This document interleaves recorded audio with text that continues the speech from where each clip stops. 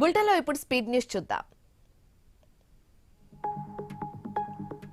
వచ్చే మున్సిపల్ ఎన్నికల్లో బీఆర్ఎస్ ఘన విజయం సాధిస్తుందన్నారు మహబూబాబాద్ జిల్లా పార్టీ అధ్యక్షుడు కత్తెరాల విద్యాసాగర్.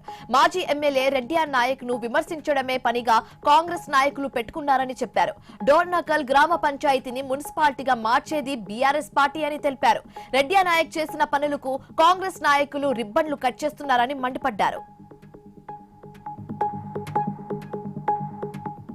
ఏలూరు జిల్లా నూజివీడులో సీఎంఆర్ఎఫ్ చెక్కులను మంత్రి కొలుసు పార్థసారథి పంపిణీ చేశారు. 36 మంది లబ్ధిదారులకు 14,71,225 రూపాయలను అందజేశారు. నియోజకవర్గంలో ఆరోగ్య సమస్యలతో ప్రజలకు ముఖ్యమంత్రి సాయనిధి ఎంతోగానో ఉపయోగపడుతుందని చెప్పారు.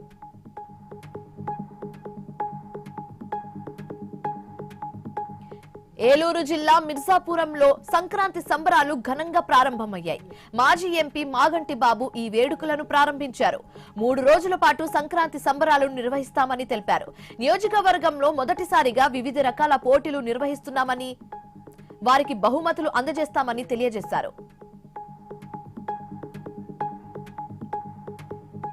కామారెడ్డి జిల్లా బన్సువాడలో ఉద్రిక్తత చోటు చేసుకుంది.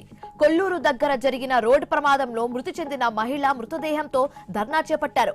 ఇప్పటి వరకు ఒక్కరిని కూడా అరెస్టు చేయలేదని చెప్పారు. మృతురాలి కుటుంబానికి న్యాయం చేయాలని గ్రామస్తులు రోడ్డుపై బైఠాయించారు.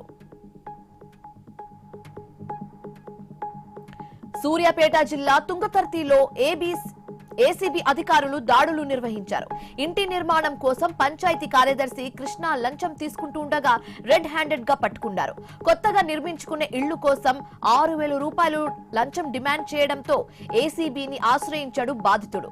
అయితే ప్రభుత్వ అధికారులు లంచాలు అడిగితే ఫిర్యాదు చేయాలని అధికారులు సూచించారు.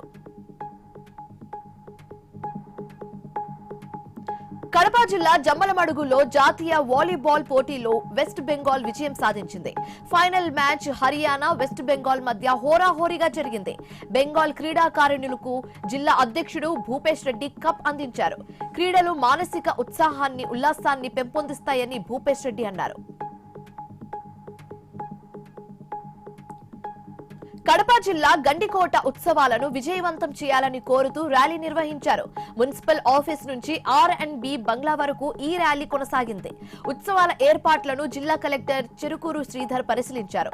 ఉత్సవాలకు వచ్చే పర్యాటకులకు ఇబ్బంది కలగకుండా ఏర్పాట్లు చేయాలని అధికారులు ఆదేశించారు. కొమరం భీం జిల్లా సీఎం టార్చ్ క్యాంప్ ర్యాలీని కాంగ్రెస్ నాయకులు నిర్వహించారు. క్రీడల ద్వారా యువకుల్లో ప్రతిభ బయటకు వస్తుందని కలెక్టర్ వెంకటేష్ చెప్పారు. తెలంగాణలో క్రీడల అభివృద్ధి కోసం ప్రభుత్వం కృషి చేస్తుందని తెలియజేశారు. విశాఖలో ఎచ్చెర్ల ఎమ్మెల్యే ఈశ్వర్రావు జనతా వారధి కార్యాలయాన్ని ప్రారంభించారు. ప్రజల నుంచి సమస్యలు తెలుసుకొని కలెక్టర్ కి అందజేస్తామని చెప్పారు. ప్రతి శుక్రవారం ఈ జనతా వారధి నిర్వహిస్తామని తెలియజేశారు. ఎన్డీఏ ప్రభుత్వం అందిస్తున్న సంక్షేమ పథకాలు అర్హులకు అందిస్తామని తెలిపారు.